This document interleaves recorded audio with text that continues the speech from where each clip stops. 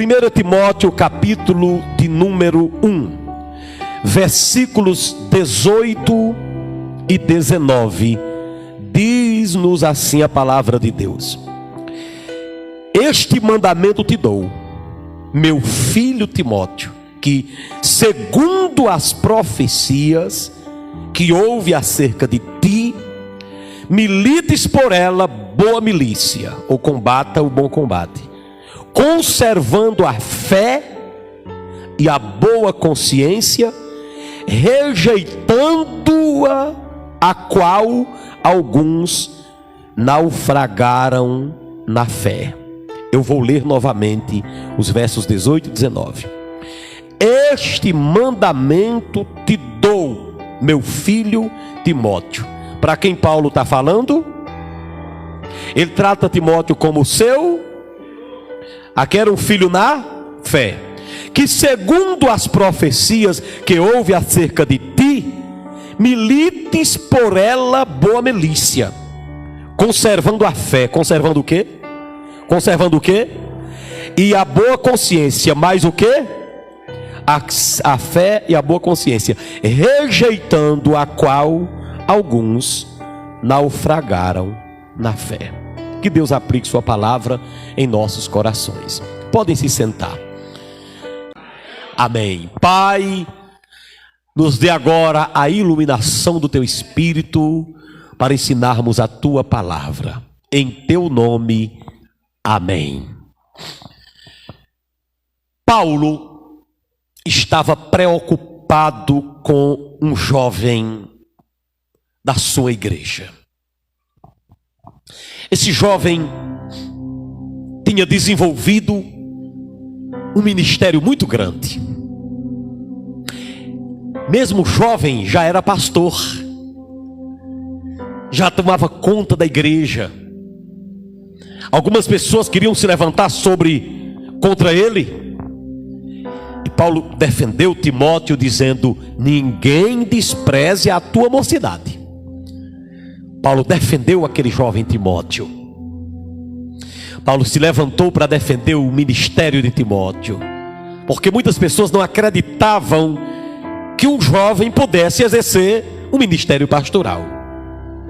Espera-se que um pastor, um bispo, o dirigente da obra tenha pelo menos alguns cabelos brancos para poder ter essa maturidade para tomar conta da obra.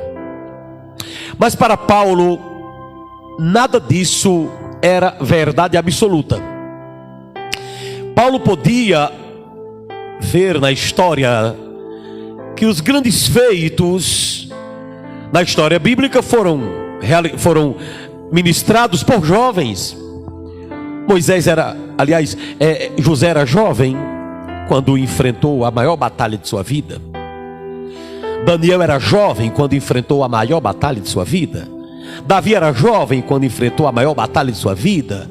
Sadraque, Mesaque e Abednego eram jovens quando enfrentaram a fornalha. Então Paulo tinha essa visão. E um dia ele observou em sua igreja que um jovem, filho de um pai grego que não era nem de Israel, aquele jovem tinha futuro. E Paulo teve a visão e disse: esse rapaz é jovem, mas ele pode exercer o ministério pastoral. E Paulo investiu em Timóteo. E Timóteo se tornou um pastor. Timóteo se tornou um jovem pregador. E Paulo tinha tanto amor por Timóteo que ele tratava Timóteo como se fosse seu filho. E na verdade era um filho na fé. Certo dia na igreja, uma pessoa se levantou em profecia e começou a profetizar para Timóteo. E aquela pessoa se levantava e dizia: jovem, tome cuidado, jovem pastor, porque o inimigo está armando uma cilada para te fazer cair, fracassar na fé. No outro dia, o culto aconteceu e alguém foi tomada em profecia novamente. E veio até Timóteo e disse: jovem, vigia, conserva tua fé, porque o inimigo está se levantando para te derrubar na fé. Terceiro culto: jovem Timóteo, tu és pastor, Deus te levantou, mas tome cuidado, porque senão você vai naufragar na fé. E isso se repetiu durante vários dias. E Paulo se preocupou, porque as profecias saíam da boca de pessoas consagradas. Aí um dia Paulo chamou Timóteo em sua casa, no seu gabinete, sentou com aquele jovem e disse o seguinte: eu vou ler de novo. Meu filho, um novo mandamento eu te dou. Eu te dou um mandamento, ó meu filho Timóteo. Segundo as profecias que houve a respeito de ti, combata o bom combate, milites a boa milícia, conservando a fé e a boa consciência, rejeitando a qual alguns naufragaram na fé. Quem está me ouvindo o que eu estou falando? Quem está me ouvindo o que eu estou falando? Meu filho Timóteo, tenho ouvido muitas profecias a respeito de ti, e estou preocupado com essas profecias. Eu te dou um conselho, Timóteo: combate, lute e mantenha a fé e a boa consciência. Não rejeite esse conselho. Mantenha sua fé, Timóteo, meu filho, porque se você rejeitar esse conselho que eu estou te dando, as profecias que Deus mandou na boca de outras pessoas vão se cumprir na tua vida, e você vai deixar de ser pastor, e você vai deixar de ser crente. Você vai naufragar também do jeito que muitos naufragaram.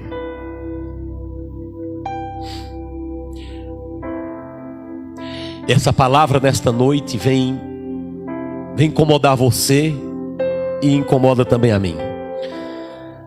Eu hoje passei o dia pensando nesta palavra: naufrágio na fé.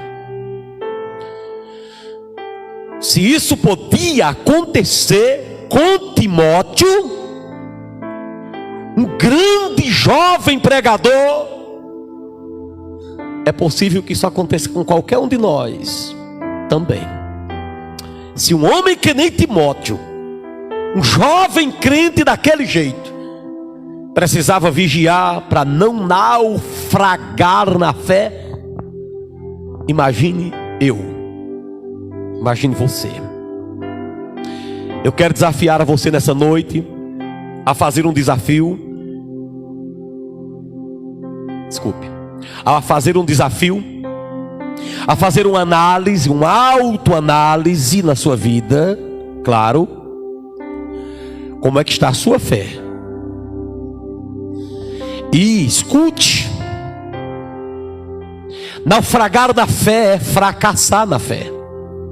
Mas eu quero ressaltar que eu estou falando sobre um jovem, mas a mensagem não é apenas para o jovem, é para qualquer um de nós, para todos que estamos aqui. Você hoje está na igreja, mas amanhã você pode estar afastado da fé. Você hoje está com a Bíblia na mão, mas amanhã você pode estar com um copo de cachaça. Você hoje está na igreja, mas amanhã você pode estar com um cigarro de maconha. Você hoje está na igreja assistindo o culto, mas amanhã você pode estar brigando lá na rua por política, ou por futebol, ou por religião. Você hoje está com a Bíblia Sagrada na mão, mas amanhã você pode estar com 38 na mão procurando alguém para matar. Bispo, o crente uma hora pode chegar a naufragar dessa maneira e ameaçar outro. Fumar maconha, depois de conhecer o Evangelho, se naufragar na fé, se fracassar na fé, faz tudo isso. A propósito, aliás, propósito algum, propósito de Deus, não meu, diga-se de passagem, há algumas semanas eu disse aqui: ora por mim, porque estão jogando a igreja na justiça de novo. Vocês oraram e nós fomos à justiça. E eu disse que quem estava colocando na justiça era alguém que confessou um dia Jesus como Senhor e Salvador, que já pregou o Evangelho como pastor, e ainda hoje prega dizendo que é. Escute bem. Quando eu fui levado ali, eu constituí um advogado porque eu não queria ir, que eu não queria me encontrar com a pessoa. Sabem por quê? Porque essa pessoa que um dia pregou a Bíblia, chegou na casa de alguém da própria igreja Maranata e disse: olha, se o fórum não resolver, eu resolvo com ele a base da bala. Vocês não sabiam disso, né? Então, quando eu recebi a intimação, eu disse: Senhor, eu não quero me encontrar. Alguém disse: não precisa de advogado. Eu constituí porque eu não queria me apresentar lá e olhar para a pessoa que ainda hoje anda com a Bíblia na mão, se dizendo cristão e pregador. Mas da boca dele ele disse: eu pego um revólver, em outras palavras, e atiro no bispo Amaro, se o fórum não resolver. Olhe, se o homem não naufraga na fé, se alguém não pode deixar a pregação pura do Evangelho e tentar matar outro. E tem mais uma, eu já procurei ele 2 vezes lá na casa que ele está fazendo, e só não peguei porque tinha gente lá. Vocês não sabiam disso. Eu não planejei dizer isso, eu estou só falando que o homem, quando naufraga na fé, ele pode fazer isso. Diante do fórum, a autoridade disse: bispo, você sabe que se não resolver aqui, isso dura anos. Você vai se estressar, sua família vai se estressar, a igreja vai se estressar. Então eu vou lhe dar um conselho. E lá na frente, tudo depende de tanta coisa. Eu lhe digo: esse rapaz vai ficar com o que ele quer, e você vai só se estressar. E eu disse: doutor, é assim que a lei diz? Ele disse: é. Eu disse: então abro mão, que nunca fui contra a justiça. Se ele encontra uma justiça aí, meu medo maior está da bala que ele disse que ia dar em mim. Eu não tenho tanto medo de perder bens materiais, eu tenho receio de perder uma vida por uma bala, porque eu tenho uma família e uma igreja para cuidar. Faça o que a justiça achar que deve. Levante a mão comigo e diga: Senhor, me ajude a não naufragar na fé. Porque se você naufragar na fé, você faz isso também. Se você naufragar na fé, se você fracassar na fé, você faz isso. Você também ameaça alguém com bala. Quantas noites o Asaf ainda é um adolescente, ele vem há uns 3 semanas, umas 3 meses, por conta disso, ele não consegue dormir no quarto dele. Não consegue. Ele tem que dormir no nosso, por conta disso. Eu quero dizer a você que está aqui nesta noite, que se você não segurar em Jesus, você entra pelo mesmo caminho. Por isso que Jesus disse: vigiai e orai, para que você não caia. Repita o que Jesus disse: vigiai e orai, para que você não caia em tentação. Então esse texto nos diz que Timóteo tomasse cuidado, porque tinha uma seta apontada para ele. Os profetas já tinham sido revelados que Timóteo ia cair na fé.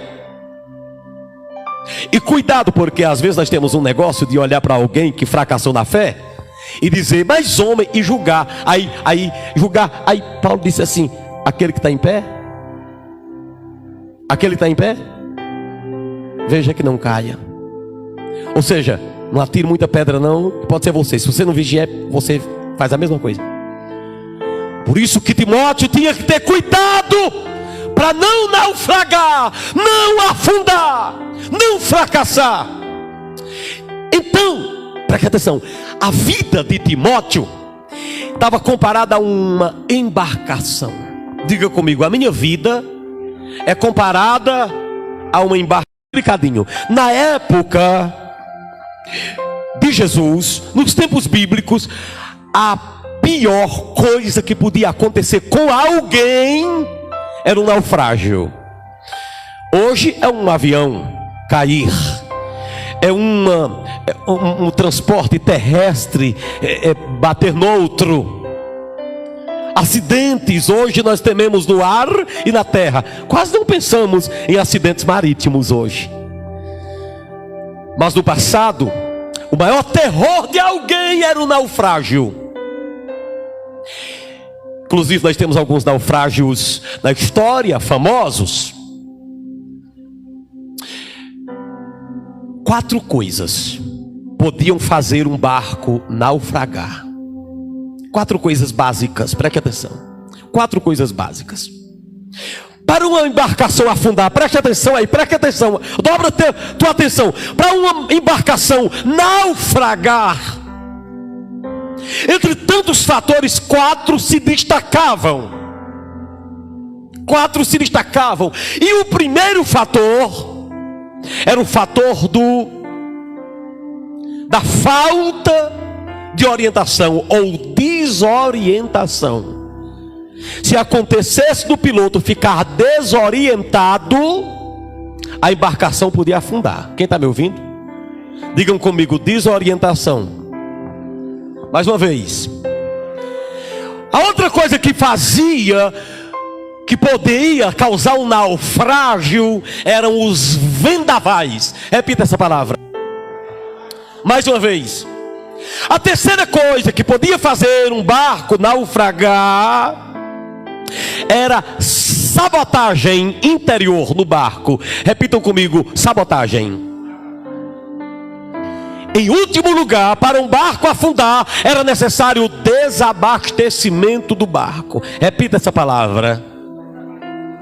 Então, esses 4 fatores provocavam e provocam hoje naufrágio em qualquer embarcação. Pensemos agora em nossa vida como uma embarcação. Pensemos na vida de Timóteo, que poderia naufragar. E você, como um barco nesta vida, pode afundar se essas 4 coisas vierem a acontecer com você. E se estão acontecendo, você está já naufragando. Em primeiro lugar, desorientação. Tem muitas pessoas mal orientadas. Sabe por que as pessoas são mal orientadas? Porque seus orientadores já estão cegos. E Jesus Cristo disse que se um cego, completem,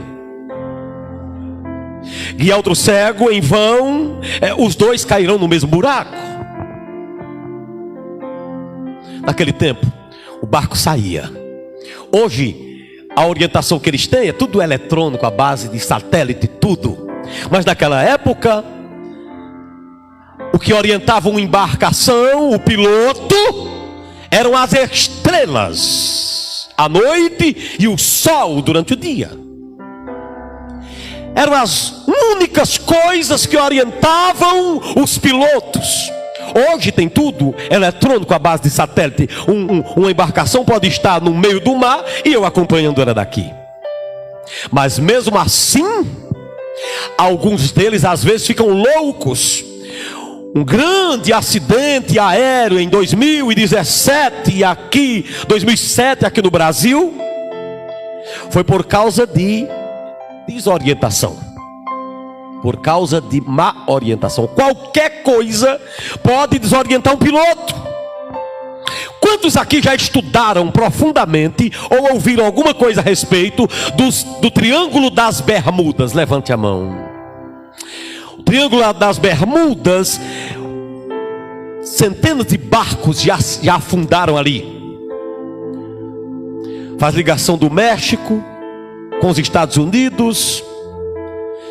É tipo de um triângulo exatamente. Os barcos que passam ali, muitos deles afundaram e ninguém sabe como. De 5 aviões de uma vez já se acabaram ali. Ninguém sabe o que aconteceu no Triângulo das Bermudas. Estuda aquele negócio ali. Alguns chamam de Triângulo do Diabo, porque tudo que chega ali é perigo próprios. Homens que nem eles mesmos se enchem da palavra, como que eles vão dar o que não tem? Tome cuidado com quem lhe orienta, porque se você perder a orientação de Deus, você pode naufragar na fé. Paulo uma vez escreveu aos Romanos no capítulo 16 e disse assim: olhe para mim, rogo-vos, pois, irmãos, pela compaixão de Deus, que proveis aqueles que promovem dissensões e escândalos contra a doutrina que aprendeste. Irmão, não siga quem dá escândalo no reino de Deus. Vou repetir. Se uma pessoa dá escândalo, Paulo disse assim: escuta, crente, rogo-vos, pois, irmãos, pela compaixão de Deus, que se afastem daqueles que promovem dissensões e escândalos contra a doutrina que aprenderam. Paulo termina dizendo: desses tais vos afasteis. Eu fico a pensar de pessoas que dão escândalo na obra de Deus. Presta atenção aqui. Tipo este que falei no começo. Pois você acredita que está escrito na Bíblia, e você sabe que todo mundo tem seguidores, pois há quem siga. Há quem siga, meu filho. Se uma pessoa se levantar no Brasil dizendo: eu sou o diabo, quem quer me seguir? Ele não encontra alguém para segui-lo. E Paulo diz: tome cuidado com a desorientação, com a má orientação. Era isso que ele queria dizer a Timóteo. Porque você é que nem um barco, você pode naufragar na fé. Tome cuidado, era isso que ele queria dizer. Toma cuidado, Timóteo, para você não ficar desorientado. Tem muita gente na casa de Deus que ainda observa que parece que não tem orientação de Deus, não. Não tem. Você peleja e vê que o cara não tem. Algumas atitudes na vida mostram que essa pessoa não tem orientação nenhuma.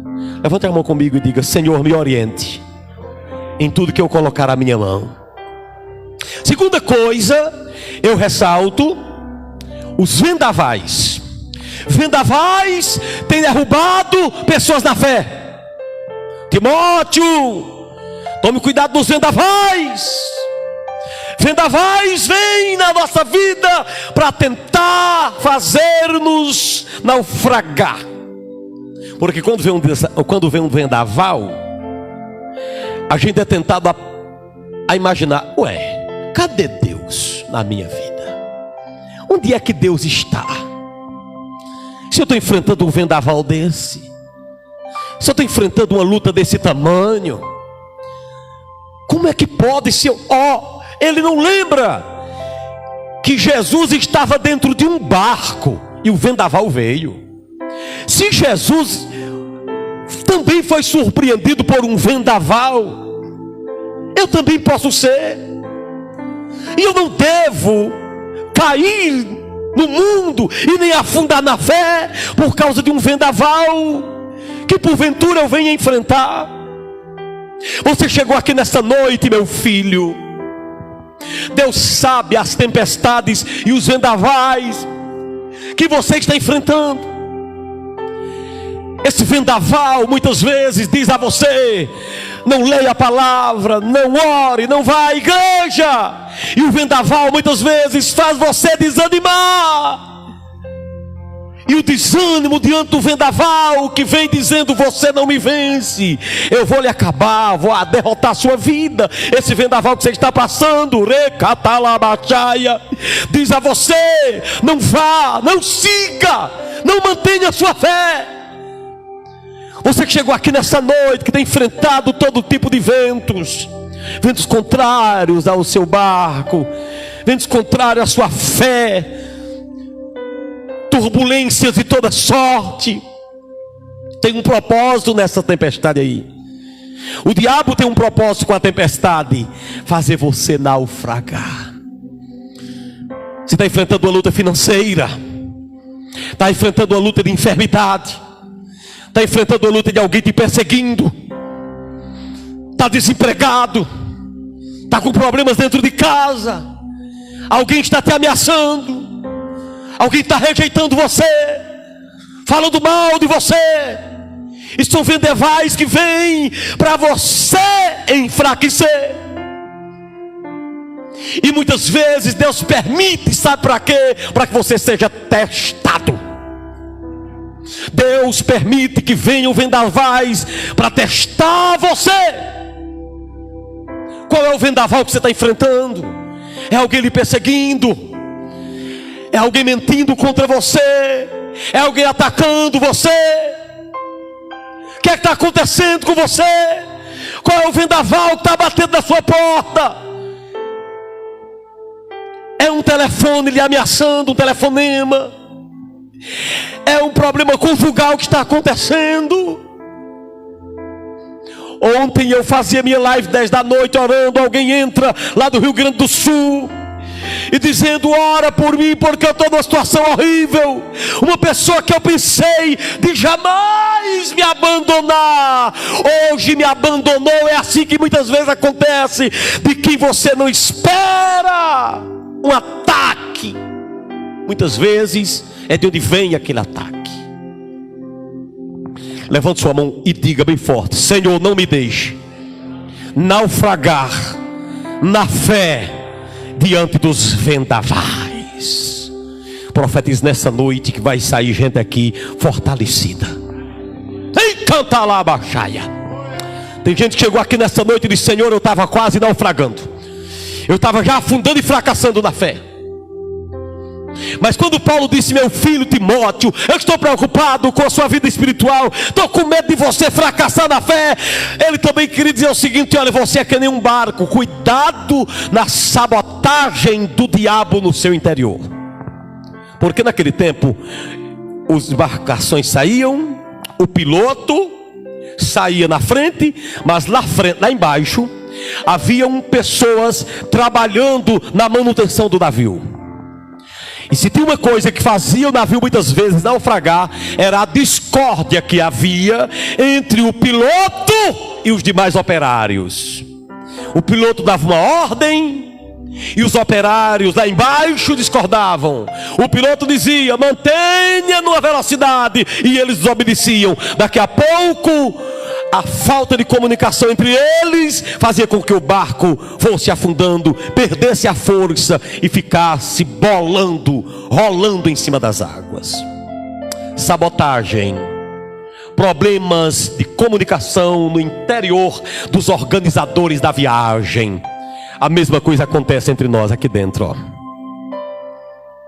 O inimigo entra muitas vezes no interior de alguém e começa a sabotar lá dentro. Começa a trabalhar dentro do homem e começa a fazer com que a carne reine e queira se levantar contra o espírito, e ela reine mais forte do que o espírito. E começa a haver aquela discórdia dentro do homem. Muitas vezes o homem chega na casa do Senhor e o inimigo fica trabalhando na vida dele na hora da mensagem.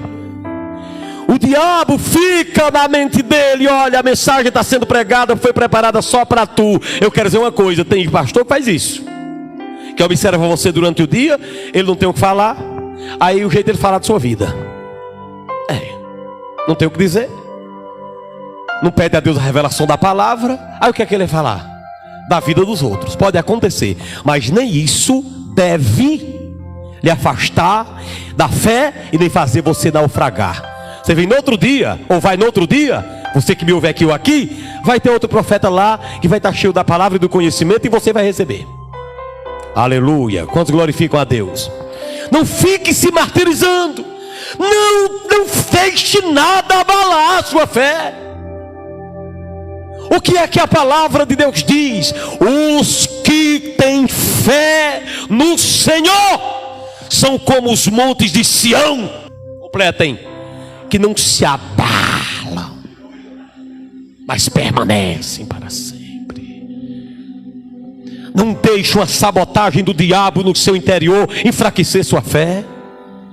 Não deixe o inimigo sabotar dentro de você, colocar uma briga interior dentro de você, e você ter dúvida na hora do culto se deve adorar ou não, se deve ler a Bíblia ou não, se vale a pena continuar com Jesus ou não. Não deixe o inimigo sabotar seu coração, seu interior. Presta atenção. Em último lugar, quando Paulo disse: meu filho Timóteo, toma cuidado, porque tem pessoas que não tomaram o meu conselho e naufragaram na fé. Naufragaram na fé. Paulo sabia que um navio naufragava quando faltava o desabastecimento do navio. Repita essa palavra: desabastecimento. Mais uma vez. Todo líder de uma embarcação grande de propósito, ele tinha por obrigação, e hoje tem, de contar quantas pessoas vão para abastecer o navio de água, de comida, de um espaço, de cama, combustível para o navio. É um trabalho. Ele tem que arquitetar bem a viagem. Mas o que acontecia? Quem está me ouvindo, entra na história comigo. Muitos sem experiência. 100 pessoas eu quero no meu barco. E abria inscrição para 100 pessoas. As 100 pessoas chegavam e entravam no barco. Eles faziam o que o Titanic fez, podendo colocar ali centenas de botes salva-vida. Acreditaram tanto que a embarcação era potente que colocaram somente alguns.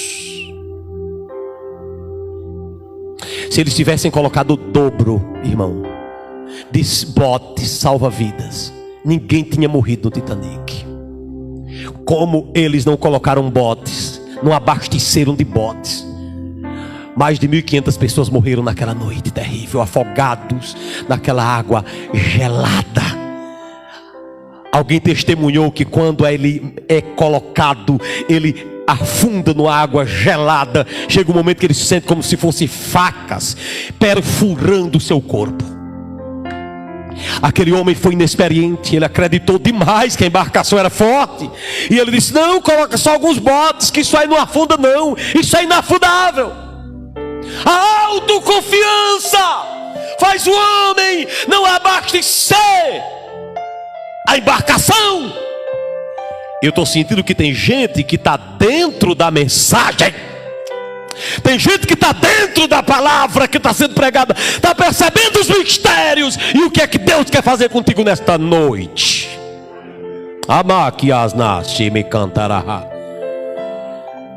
Tem pessoas na casa de Deus que são autoconfiantes, acham que são imbatíveis, embarcações muito fortes, e até batem no peito que nem um fariseu em cima do monte e diz: Senhor, eu sou forte, tão forte que não sou como esse publicano.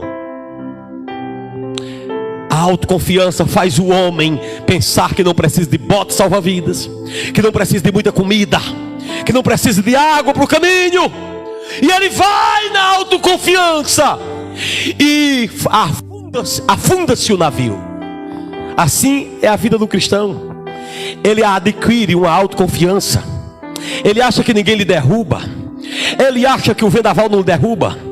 Ele acha que nada lhe bate, nem lhe combate, nem lhe vence. Aí ele esquece de se reabastecer. Esquece de se reabastecer. O meu carro precisa de álcool ou gasolina. Outros carros necessitam de outros tipos de combustíveis. Por mais econômicos que eles sejam, chega uma hora que o combustível baixa. Eu preguei uma mensagem recentemente aqui, quarta-feira passada. Escute, quarta que vem eu vou terminar a mensagem. Que o combustível do crente, na vida espiritual dele, só demora no máximo 24 horas. Quer ouvir isso? Venha quarta-feira, se você não for para uma congregação. Você não tem condição de orar hoje, buscar a Deus hoje. Você não tem condição de passar de mais de 24 horas sem ter a mesma comunhão com Deus. Não tem. Se você inventar de passar de mais de 24 horas sem se reabastecer espiritualmente, se prepare para um naufrágio. Foi pregado quarta-feira aqui. Alguns que estão aqui estavam. Então muitas pessoas vivem a vida sem reabastecimento. Irmão, tem gente que está com a Bíblia na mão aqui, ele só pega na Bíblia de novo de hoje a 8 dias para vir para o culto. Pegar para trazer, simplesmente como um amuleto. Mas ele leva de volta e não lê mais não. Cadê o reabastecimento? Cadê o reabastecimento? Por isso que naufraga. Por isso que afunda. Irmão, tem gente que não sente falta de culto não. Ele passa dias sem se congregar e quando chega num culto, você percebe que parece que a cadeira tem fogo. Ele não consegue estudar e ver a palavra não. Não consegue. Fica perturbado. Pode observar em todo culto, qualquer lugar. E isso está em todo lugar. Olhe, deixa eu dizer para vocês. Existe uma igreja, duas igrejas, que na minha concepção em matéria de reverência em culto, não estou falando de doutrina, eu estou falando de reverência em culto. Para mim as duas estão em primeiro lugar: Congregação Cristã do Brasil e Igreja Deus e Amor. Se você nunca assiste um culto nessas igrejas, vocês verem, assistam pelo menos na internet, que vocês vão ver que ali é uma reverência daquela, as demais deveriam imitar. Só que eu vou te falar uma coisa.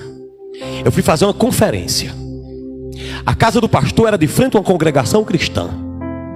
E o que eu vi ao redor daquela igreja, na hora que o ancião estava pregando, eu disse: meu Deus, até aí é tempo de naufrágio, meu filho. É tempo de naufrágio.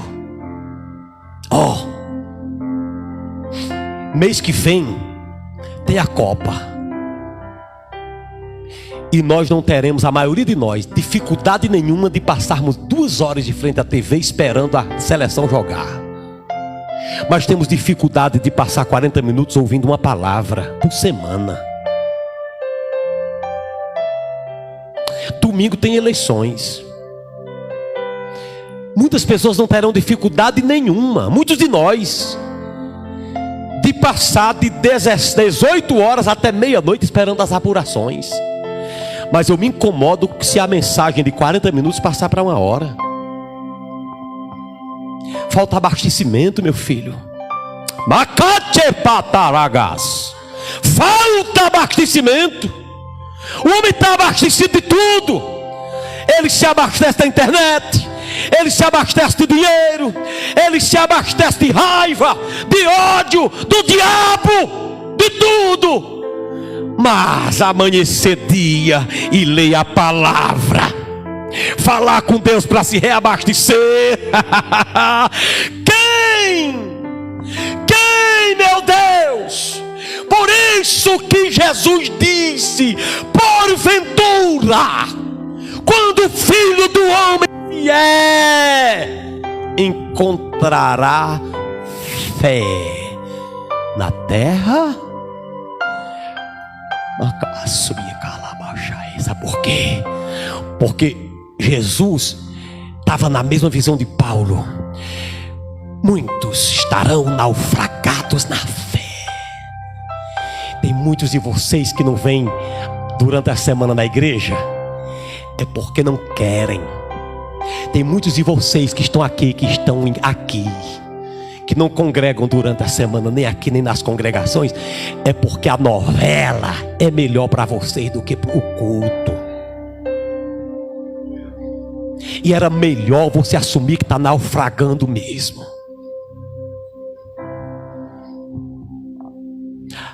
A novela vale mais do que a palavra para você. Você está naufragado, mas você não era assim não. Houve uma época que você amava mais. Houve uma época que você se preocupava mais com a obra. Houve uma época que a igreja valia muito para você. Houve uma época que a palavra era importante para a sua vida. Mas o tempo passou, e tudo que a gente adquire na vida, com o tempo vai perdendo o amor e perdendo o valor. Assim é a fé que nós temos em Deus. Muitas vezes ela fracassa, naufraga. Sabe por quê? Porque eu não faço o que Paulo disse: meu filho Timóteo, eu te digo, mantenha a fé, porque se você não manter a fé, você naufraga na fé. Muitos de nós estamos assim, naufragando. Sabe por quê? Porque nós temos muitas vezes fogo de palha em tudo. Veja como é que você trata seu celular quando você compra na primeira semana. Você não quer que ninguém pegue nele, você não quer que ninguém toque nele. Você vai procurar alguma capa boa que possa tratar e dar segurança a esse celular. Mas o tempo passa e daqui a pouco você não sabe mais onde botou, porque você vai perdendo o amor do seu celular. É assim com o seu carro.